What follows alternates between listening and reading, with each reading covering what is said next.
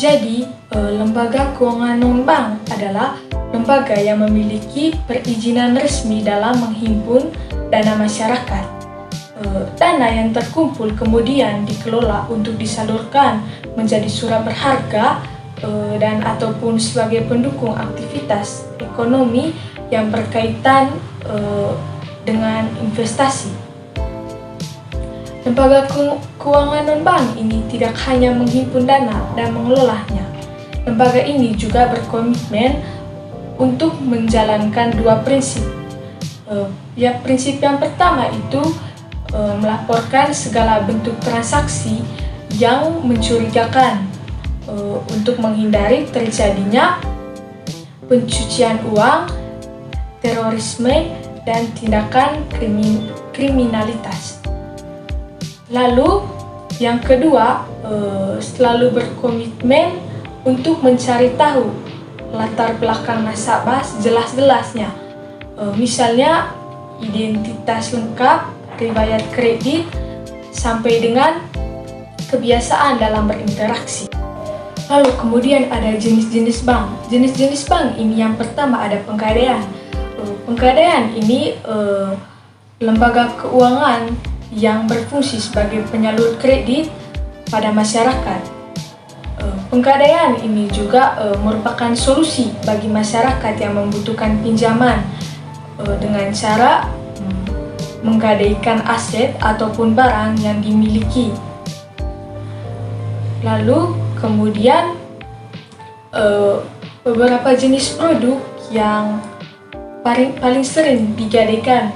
Yang pertama itu ada gadai emas. Lalu setelah gadai emas ada gadai syariah. Kemudian ada gadai konvensional. Itu ada koperasi simpan pinjam. Tugas dari koperasi simpan pinjam ini menghimpun dana dari para anggota koperasi, lalu menyalurkannya ke anggota maupun non-anggota. Koperasi simpan pinjam ini dinilai cukup menguntungkan bagi para anggotanya. Mengapa?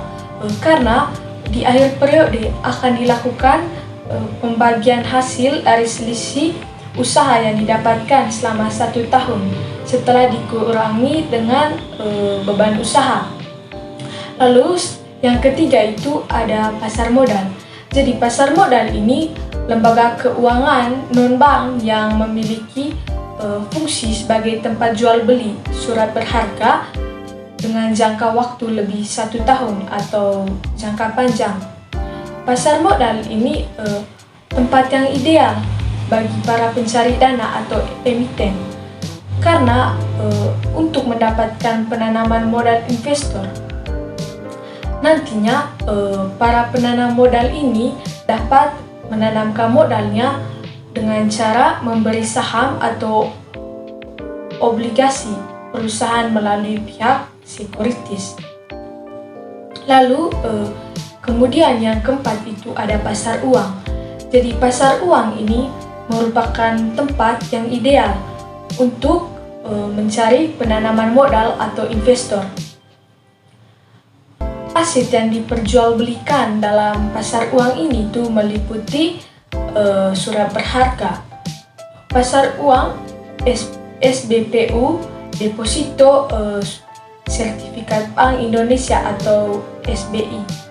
Lalu kemudian yang kelima itu ada perusahaan modal ventura. Jadi perusahaan ini tuh adalah perusahaan yang menandai suatu usaha atau perusahaan dengan jangka waktu yang sudah ditentukan. Lalu kemudian ini bentuk kegiatan ini dalam perusahaan ini itu berupa kesepakatan dalam pembagian hasil dan saham. Lalu yang keenam itu berusaha asuransi. Jadi lembaga keuangan non-bank ini tuh memiliki peran sebagai pelindung apabila terjadi hal yang beresiko, yaitu perusahaan asuransi. Perusahaan jenis ini memiliki banyak jenisnya, antara lain ada asuransi kesehatan, asuransi pendidikan, dan juga asuransi kendaraan, asuransi jiwa, terus ada asuransi perjalanan, sampai dengan asuransi seperti properti dan kepemilikan rumah. Cara perusahaan ini bekerja yaitu dengan cara menghimpun dana melalui premi yang dibayarkan oleh nasabah secara rutin dan berlangsung dalam jangka waktu tertentu.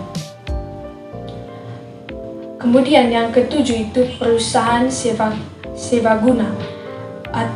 Jadi perusahaan ini itu berperan sebagai layanan pembayaran berbasis kontrak. Bisa juga digabungkan dengan pembelian secara kredit. Menyasar individu maupun perusahaan dengan pembiayaan yang disertai agunan. Lalu yang ke-8 itu ada perusahaan anjak pitung. Jadi perusahaan ini merupakan perusahaan yang memiliki peranan dalam pengembalian alih kredit suatu perusahaan yang tengah mengalami kendala secara mengelola penjualan kredit perusahaan yang membutuhkan. Lalu yang ke-9 itu ada finansial teknologi. Jadi finansial teknologi ini lembaga keuangan non-bank berbasis teknologi. Lembaga modern ini menjalankan aktivitas keuangan melalui penggalangan dana atau crowdfunding, microfinancing, dan pinjaman dana atau online. Yang ke-10 itu ada perusahaan dana pensiun. Jadi perusahaan dana pensiun ini itu salah satu lembaga yang berperan sebagai layanan penjamin hari tua. Cara kerjanya itu dengan menghimpun dana yang diperoleh dari pemotongan gaji pegawai setiap bulannya, dan selama pegawai tersebut masih dikatakan aktif bekerja. Terdapat dua jenis dana pensiun yang ditangani oleh perbankan maupun asuransi, yaitu dana pensiun pemberi pekerja dan dana pensiun lembaga keuangan. Sedangkan lembaga yang mengelola dana pensiun itu ada BPJS, Ketenagakerjaan, dan Taspen dan Asabri. Fungsi lembaga keuangan non-bank itu selain menghimpun dana dari masyarakat, dia juga memiliki fungsi yang sangat penting. Yang pertama itu menghimpun dana masyarakat. Menghimpun dana masyarakat ini dana yang terkumpul dari nasabah nantinya disalurkan dalam bentuk surat berharga yang bisa digunakan untuk pembiayaan investasi suatu perusahaan maupun perseorangan. Lalu yang kedua itu memberikan fasilitas kredit. Menyediakan fasilitas kredit yang dapat digunakan untuk pembelian barang, misalnya kendaraan bermotor atau elektronik. Lalu sebelum pengajuan kredit yang dapat disetujui, calon peminjam diwajibkan untuk mengikuti syarat dan ketentuan yang berlaku, seperti melampirkan data diri sampai dengan pengecekan riwayat kredit. Lalu kemudian yang ketiga itu sebagai perantara bagi perusahaan, membantu perusahaan untuk mendapatkan modal maupun investor. Ini sangat membantu perusahaan dalam negeri untuk mendapatkan suntikan modal dan para investor luar atau dalam negeri. Lalu yang keempat itu melaksanakan usaha di bidang keuangan, membantu kesejahteraan masyarakat dan kelangsungan aktivitas di bidang keuangan Indonesia. Misalnya perusahaan pembiayaan atau multiguna, perusahaan penjamin kredit sampai dengan penyelenggara jaminan sosial. Lalu kemudian keuntungan mengajukan pinjaman di perusahaan non-bank. Yang pertama itu syaratnya sangat mudah. Lalu yang kedua, proses pencairan pinjaman diproses dengan cepat dan aman. Lalu yang ketiga, mudah mengajukannya, bisa dilakukan online maupun offline.